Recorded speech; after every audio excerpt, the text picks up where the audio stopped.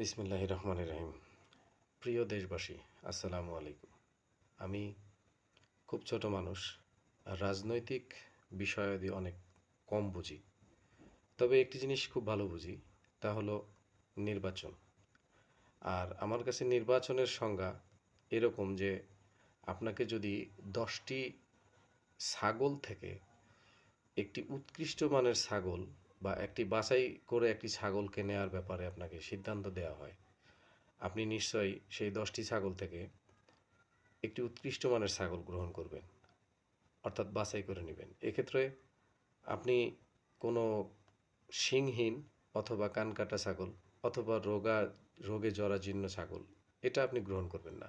বেছে বেছে সবচেয়ে উৎকৃষ্ট মানের ছাগলটাকেই গ্রহণ করবেন।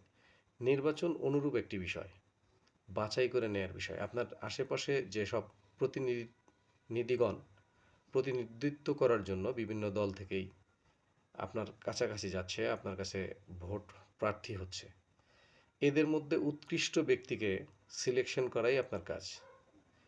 তবে একটি কথা আছে যে রতন চেনে, শুকরে চেনে, আমি বাকিটা বললাম না, এটা বুঝে নেবেন। আর আমি আশা করব বা দেশবাসী এখন অনেক এগিয়ে, সচেতন।